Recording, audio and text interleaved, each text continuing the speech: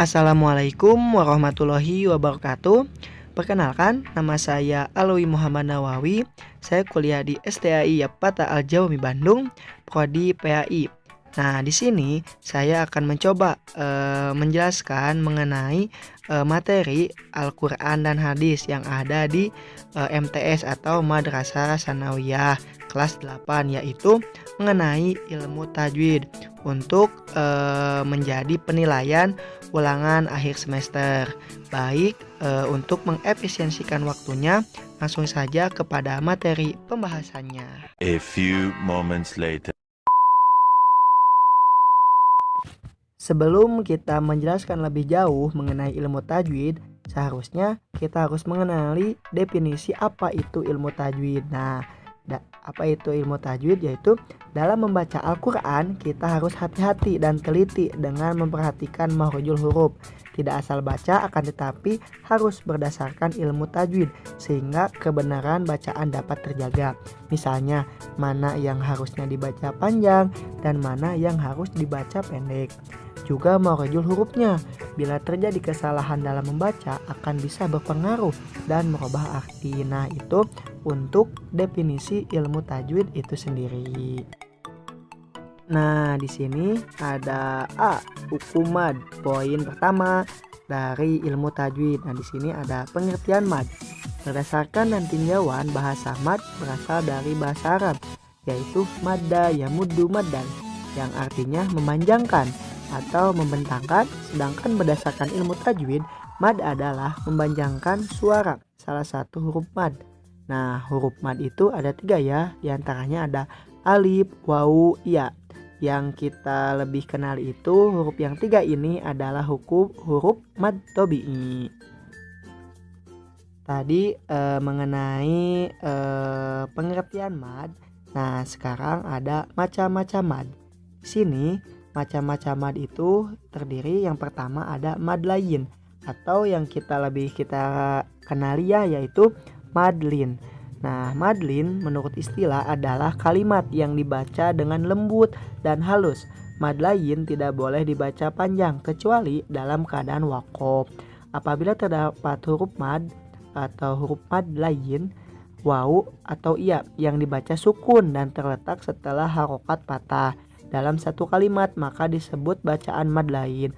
Atau dengan kata lain, jika terdapat huruf berharokat patah bertemu dengan ya atau wawu dalam satu kalimat. Nah, di sini kita bisa lihat ya, ada contoh 1 dan contoh 2 itu adalah salah satu contoh mad lain seperti li'ila fi Quraisyin, dan juga yang contoh kedua itu bisa dilihat ya, contoh dari mad lain atau yang kita sebut madlin. Terus selanjutnya kita lebih perjelas ya mengenai contoh mad lain tersebut. Di sini ada surat Al-Quraisy dijadikan sebagai contoh mad lain. Kita bacakan ya terlebih dahulu. Bismillahirrahmanirrahim. Li'ila fi Quraisyin ila fihim rihlatas sita'i was-shayf. فَلْيَعْبُدُوا رَبَّ هَذَا الْبَيْتِ الَّذِي أَطْعَمَهُم مِّن جُوعٍ وَآمَنَهُم مِّنْ خَوْفٍ. Nah, yang jadi contoh mad lain itu yaitu pada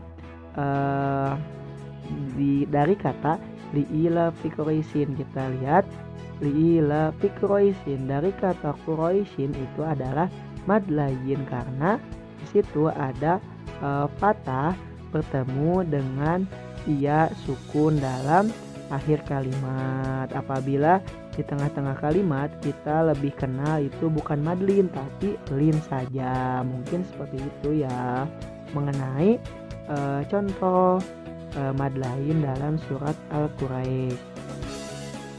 Lanjut ya. Selanjutnya di sini ada poin B, yaitu mad aridi sukun. Tadi sudah dijelaskan poin A-nya yaitu mad lain. Di sini ada mad aridi sukun. Mad aridi sukun adalah jika ada bacaan mad tabi'i bertemu dengan huruf hijaiyah, huruf yang dibaca mati atau tanda waqaf. Panjang bacaannya yaitu alif 2 harokat atau 2 alif 4 harokat atau 3 alif 6 harokat. Contoh Bismillahirrohmanirrohim. Nah itu contoh mad ari disukun karena mad ari disukun itu harus di akhir kalimat ya. Jadi kita perjelas lagi ya dari slide video ini, yaitu perkenaan dengan contoh mad ari disukun dalam surat Al-Maun untuk lebih jelas dan paham mengenai mad ari disukun tersebut. Nah di sini ya contoh mad ari disukun dalam surat Al-Maun. Kalau kita seperti ngaji biasa dalam madrasah, mad ari disukun itu diartikan seperti ini ya. Mad panjang, arid itu baru, sukun itu mati. Jadi mad ari disukun itu panjang baru mati ya. Seperti itulah kalau kita mengaji di madrasah. Kita contoh kembali ke sini dalam surat Al-Maun di awal, yaitu aro'aital ladzi yukadzibu biddin. Nah dari kata biddin itu adalah contoh mad ari disukun karena kita ketahui mad ari disukun itu terpaku pada huruf mad tobi'i atau huruf mad, yaitu jabar menghadapi alif, jr menghadapi ya, ps menghadapi wawu. Jadi kalau dikatakan huruf mad itu di akhir kalimat, maka itu akan dinamakan mad ari disukun. Contoh lagi ya, satu lagi ya. Aro'aital ladzi yukadzibu biddin fadalikal ladzi yad'ul yatim. Nah, di sini ada contoh lagi mad ari disukun karena di sini huruf mad di akhir kalimat luwakop ya. Di sini huruf mad itu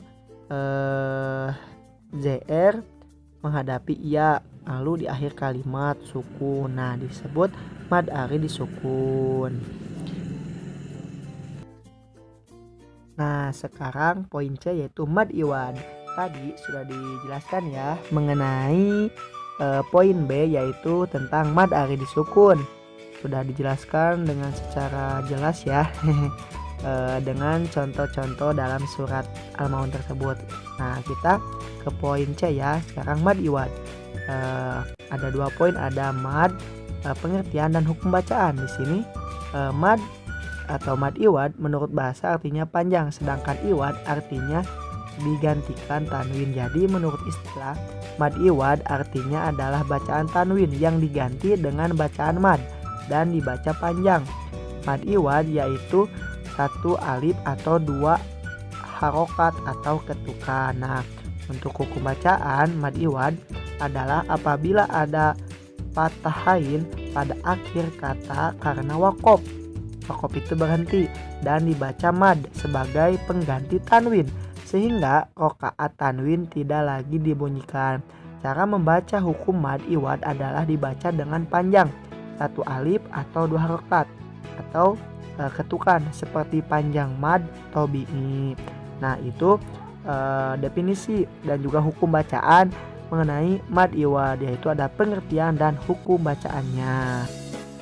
Nah di sini ada contoh mad iwad.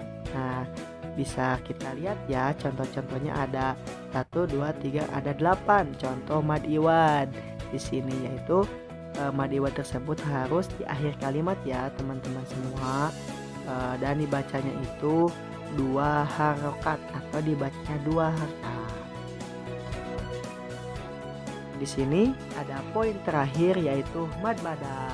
Di sini ada 2 ya, pengertian mad badal dan hukum bacaan mad badal. Kita ke pengertian mad badal terlebih dahulu. Mad menurut bahasa adalah panjang seperti biasanya ya. Sedangkan badal menurut bahasa adalah perubahan. Jadi yang dinamakan mad badal menurut istilah adalah bacaan panjang yang diubah karena ada hamzah bertemu mad. Panjang mad badal yaitu 1 alif atau 2 harokat. Nah di sini selanjutnya hukum bacaan mad badal. Hukum bacaan disebut mad badal adalah apabila ada hamzah bertemu dengan mad yang berasal dari hamzah, sukun atau mati. Kemudian huruf hamzah ini dirubah dan digantikan dengan huruf alif, wawu atau iya. Nah kita sudah ada gambaran ya mengenai mad badal tersebut. Cara membaca hukum bacaan mad badal dibaca dengan panjang, satu alif atau dua harokat, atau dikatakan harokat ketukan, seperti panjang bacaan mad tobi'i. Nah, itu mengenai mad badal, yaitu pengertian dan hukum bacaan mad badal tersebut. Kita bisa lihat ya, contoh mad badal ini ada 3, yaitu imanan, utu, dan amanu. Itu adalah contoh mad badal. Kita bisa lihat-lihat ya teman-teman contohnya. Mungkin pembahasan mengenai ilmu tajwid dalam pembelajaran kelas 8 MTS ini dicukupkan sekian ya.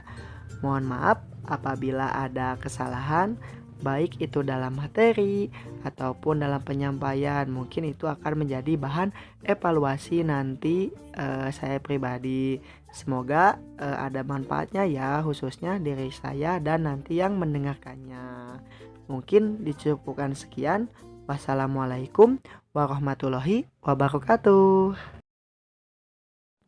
Sekian dan terima kasih.